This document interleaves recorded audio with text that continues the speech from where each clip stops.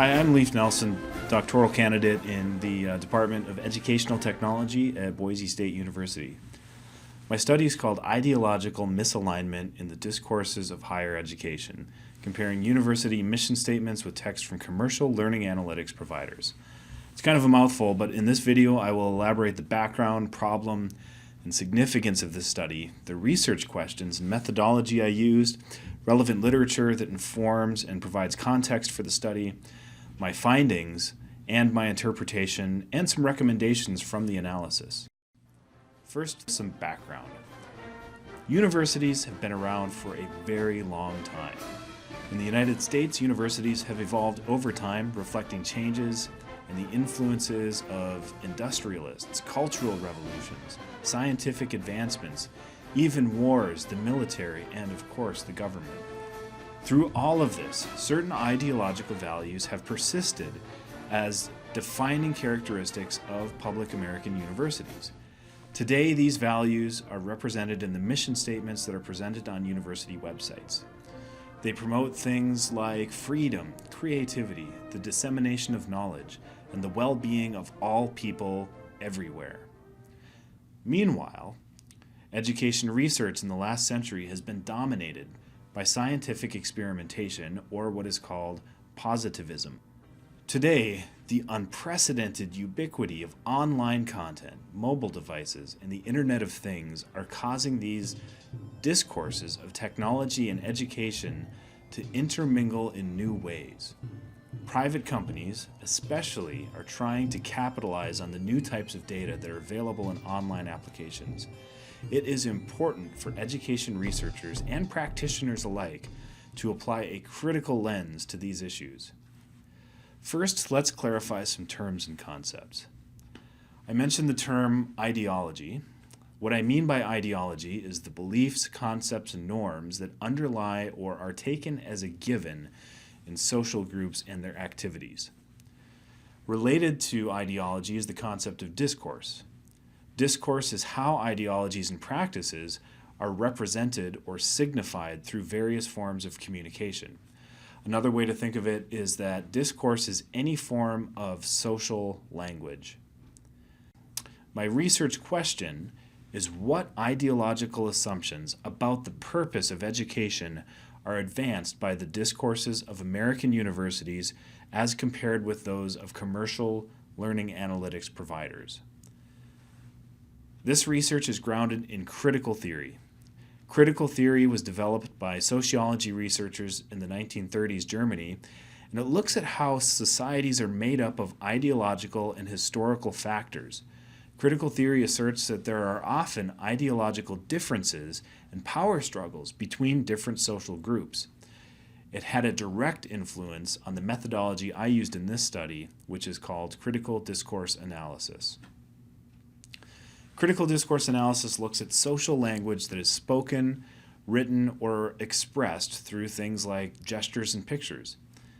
In my case, I'm primarily analyzing written texts, though some visual and formal elements like pictures and page design are included in the analysis.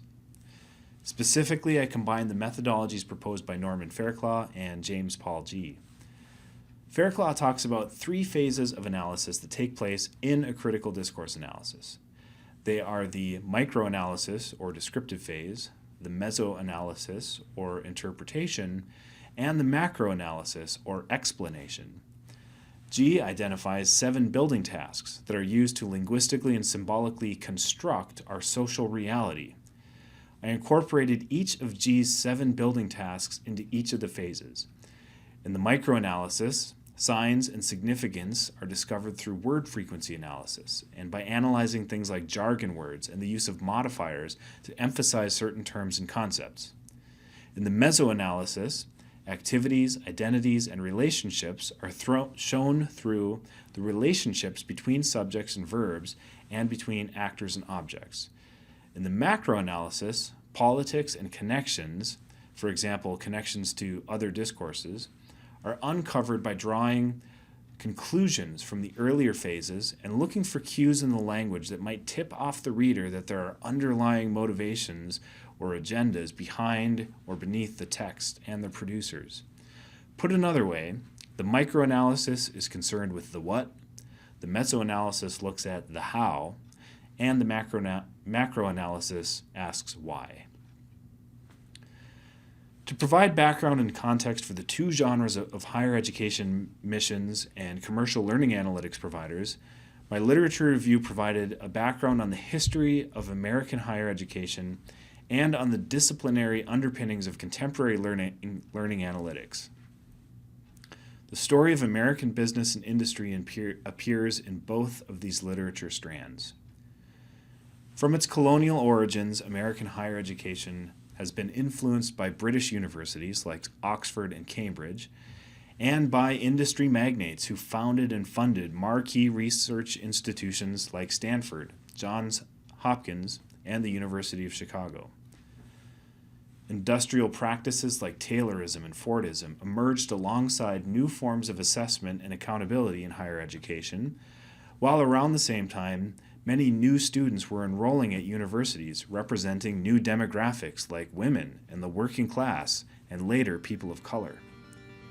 The emergence of new measurement practices related to standardized testing and accreditation in the early part of the 20th century coincided with the application of scientific experimentation on human subjects to better understand, explain, and even predict behavioral phenomena like learning.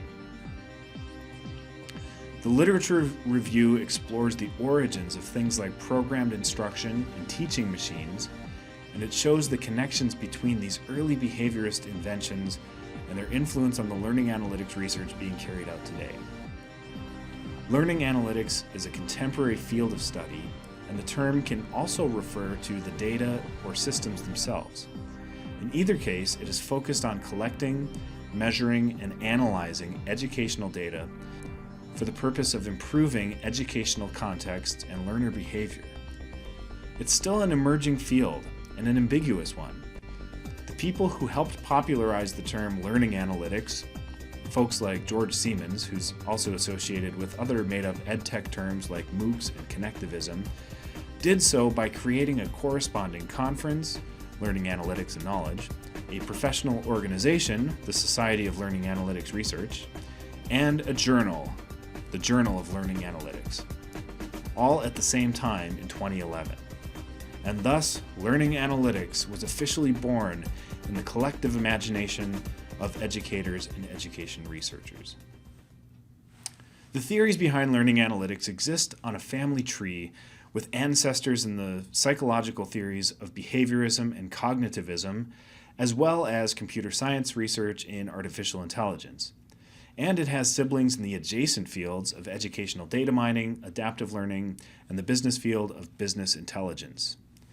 The popular phrase big data has also been used by companies like IBM to describe corporate strategies to predict and suggest, persuade and manipulate large numbers of people based on large sets of their activity data.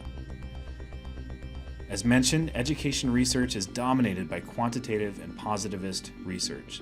So despite the kinds of ethical concerns that big data and education might present, when this study was being carried out, there was very little research that asked big questions about whether learning analytics was even appropriate in education, what it meant in the context of sociological views about education, and how the kinds of predictive strategies being carried out in actual institutions might in fact be dehumanizing or even harmful. A few rare exceptions within the learning analytics research in articles from people like Scholes and Williamson, for examples, raise these questions, while the majority of ethical concerns discussed by learning analytics researchers had to do with practical concerns like there ought to be well-defined policies about protecting data, or to more blatant biased sentiments like we have an ethical imperative to do more learning analytics research and projects because they will help improve learning. Others like Shoshana Zuboff criticize the use of big data in society in general because it represents new forms of extraction and exploitation. So what texts might represent different ideologies in education? I used a purposeful criterion sampling process to identify the texts used in my study. Each organization selected is recognized as having cultural and social capital and significance. In the case of universities, I chose public institutions that have been longtime members of the Association of American Universities. In my literature review, I talk about the AAU, how it was formed, and why it is significant. I also selected universities that are land grants and that are research universities, modeled after the German Humboldtian structure. Each of these characteristics connects these institutions to the history of American public higher education and its corresponding ideologies. The University of Texas at Austin has the largest endowment of any public university in the United States. Michigan State University was the prototypical land-grant university established prior to and serving as a model for the Morrill Act of 1862. And Oregon State provided a good setting for this analysis as it provided additional information about how their mission statement was developed. With the commercial learning analytics providers, each text refers to providing services and benefits for higher education, and they each also have social and cultural capital and recognition as found in both the research literature about learning analytics, but also in search engine results and online publications. IBM is a very large, old, and multifaceted company. It has been involved in education research for many decades, and the company has been a major force in the birth, evolution, and popularity of artificial intelligence research and application. Pearson is the largest education company in the world, as it primarily offers textbooks, software applications, and services for mostly education clients. Lastly, Newton, a more recent technology startup, has received much media attention for bold claims about affecting student performance. These commercial providers are also connected to each other because Newton previously provided data processing tools for Pearson, but was later replaced by IBM. The analysis involved a variety of techniques and activities. The order is roughly chronological, although every step was revisited and reiterated multiple times throughout the analysis process. Color coding parts of speech, nouns, verbs, modifiers, then listing those words in a separate table. Pasting text from each genre, university mission statements and commercial learning analytics providers, side by side to make it apparent the similarities, differences, contradictions, and contrasts between the two. The same thing was done with images, screenshots, and word clouds from each genre, though most of these were not included in the final analysis. These side-by-side comparisons supported the imminent critique aspect of the research with the goal of exposing contradictions and ideological differences. Generating word frequency tables to show emphasis, repetition, and themes. Discovering grammatical and rhetorical techniques such as transitivity, nominalization, and presupposition. Identifying common themes and patterns among texts in the same genre. Writing short notes of themes and codes in the margins of these documents and translating them to post-it notes.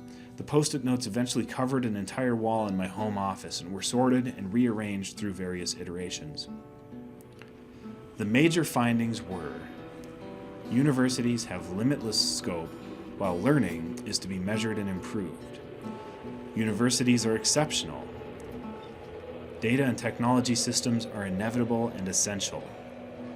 Universities are inclusive communities.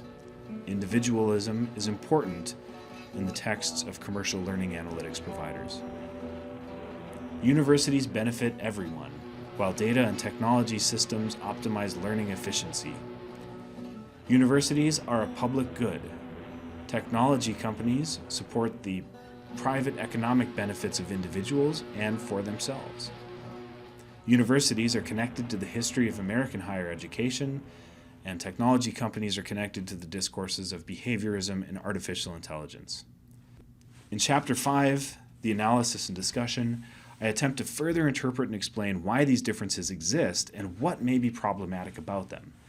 To do this, I revisit some of the topics from the literature review related to the parallel histories of American higher education and the positivist research traditions that underpin contemporary learning analytics. Going beyond these related but distinct histories, I postulate that we are now in an era of economic neo-Fordism that is characterized by the routinized methods for maximum productivity and efficiency associated with Ford Motor Company's automobile plants at the height of modernity. But neo-Fordism adds to these new dimensions afforded by massive network technology systems. In today's society, there is this endless drive for measurable progress and improvement. Relationships are transactional and transitory and exist only in the pursuit of some external goal or productive output, often monetary. Further, the systems in which our activities are carried out regard individuality only insofar as individuals are resources that can be manipulated, even deconstructed and quantified. The source of power is concentrated among a small group, while the execution of systems and processes are automated and self-improved, thus reducing the degrees to which humans can be held accountable for any consequences. Even in economic terms, outsourcing the decisions and practices of what should be very local and very personal activities like teaching and learning to large corporations with unprecedented wealth leads to a reduction in opportunities for local experts to regain any freedom or agency. Where public universities have always been sites that promote the public good, the advancement of knowledge, and even more abstract values like freedom and democracy, it's imperative that today, perhaps more than ever, they refocus their efforts and resources on critical research about education and technology. Education, especially public higher education, is so much more than training and performance.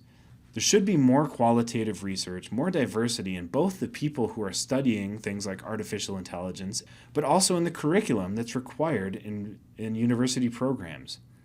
Universities can work with commercial providers to create a new paradigm that prioritizes the well-being of all people, not just individuals, and not just in economic terms.